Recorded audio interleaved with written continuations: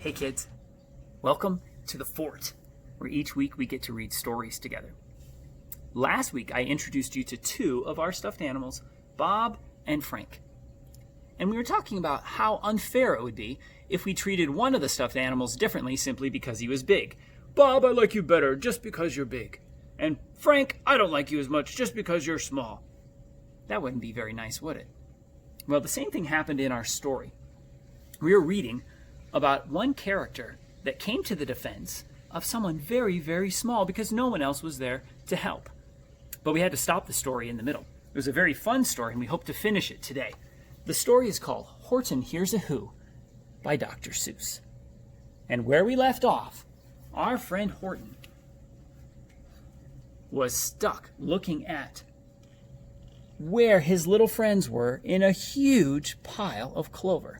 So we're going to start on the next page and read Horton Hears a Who, Part 2. I'll find it, cried Horton. I'll find it or bust. I shall find my friends on my small speck of dust. And clover by clover with care, he picked up and searched them and called, Are you there? But clover by clover he found that the one he sought for was just not around. And by noon, poor old Horton, more dead than alive, had picked, searched, and piled up 9,005. Then on through the afternoon, hour by hour, till he found them at last on the 3,000,000th flower. My friends, cried the elephant, don't tell me, do tell. Are you safe? Are you sound? Are you whole? Are you well?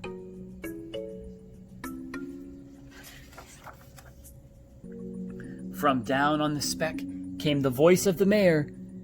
We've really had trouble, much more than our share. When that black-bottomed birdie let go and we dropped, we landed so hard that our clocks have all stopped. Our teapots are broken, our rocking chair smashed, and our bicycle tires all blew up when we crashed. So Horton, please, pleaded the voice of the mayor's, will you stick by us, who's, while we're making repairs? Of course, Horton answered. Of course I will stick. I will stick by you small folks through thin and through thick. Humph, humphed a voice. For almost 2 days, you've run wild and insisted on chatting with persons who've never existed. Such carryings on in our peaceable jungle. We've had quite enough of your bellowing bungle. And I'm here to state, snapped the big kangaroo, that your silly, nonsensical game is all through. And the young kangaroo in her pouch said, Me too!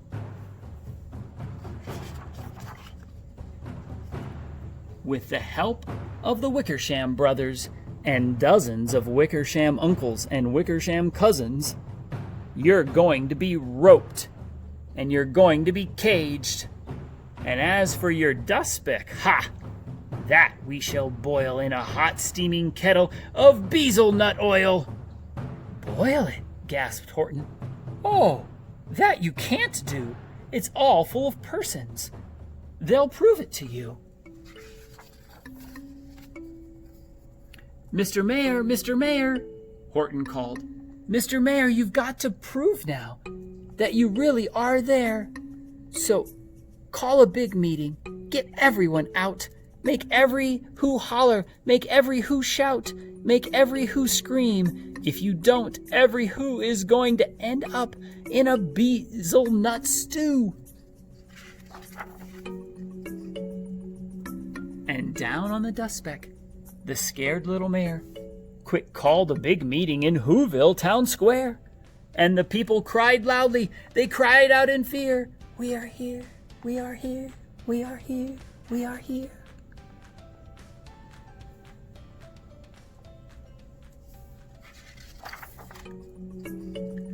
The elephant smiled.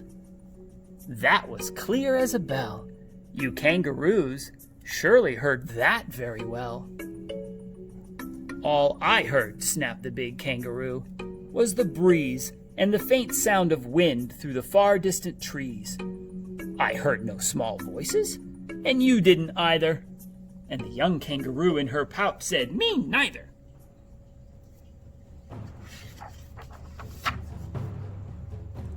Grab him, they shouted, and cage the big dope. Lasso his stomach with 10 miles of rope. Tie the knots tight so he'll never shake loose. Then dunk that dumb speck in the bezel nut juice. Horton fought back with great vigor and vim, but the Wickersham gang was too much for him. They beat him, they mauled him, they started to haul him into his cage, but he managed to call to the mayor, Don't give up, I believe in you all. A person's a person, no matter how small. And you very small persons will not have to die if you make yourself heard. So come now, try. The mayor grabbed a tom-tom.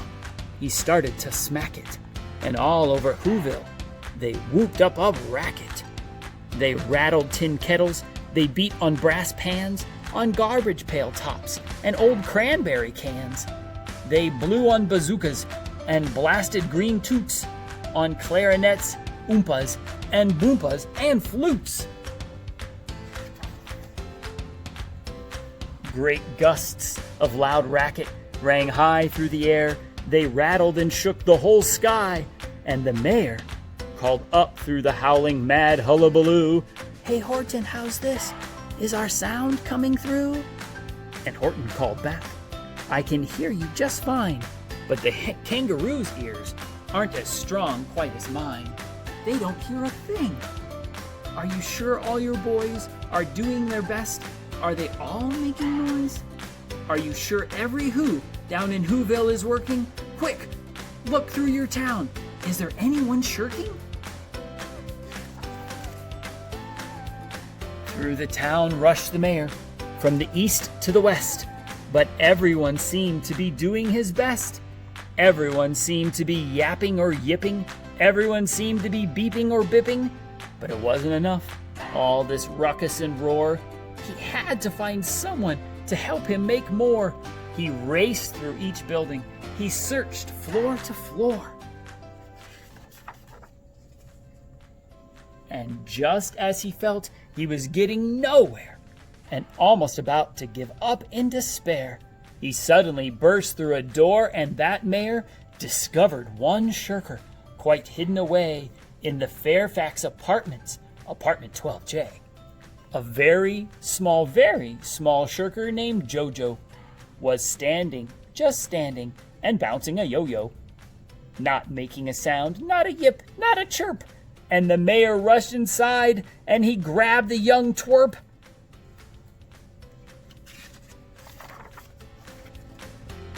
And he climbed with the lad up the Eiffelberg Tower. This, cried the mayor, is your town's darkest hour. The time for all who have blood that is red to come to the aid of their country, he said. We've got to make noises in greater amounts. So open your mouth, lad, for every voice counts. Thus he spoke as he climbed. When they got to the top, the lad cleared his throat and he shouted, and that yop, that one small extra yop, put it over. Finally, at last, from that speck on that clover, their voices were heard. They rang out clear and clean, and the elephant smiled. You see what I mean? They've proved they are persons no matter how small, and their whole world was saved by the smallest of all. How true, yes, how true, said the big kangaroo. And from now on, you know what I'm planning to do. From now on, I'm going to protect them with you. And the young kangaroo in her pouch said, Me too. From sun in the summer, from rain when it's fallish, I'm going to protect them, no matter how smallish. The end. Thank you so much for reading Horton Hears a Pooh by Dr. Seuss with us today in the fort. It's important that when we are small, we know that we rely on our dads and moms who are big to protect us. But guess what? Some days you are the big ones.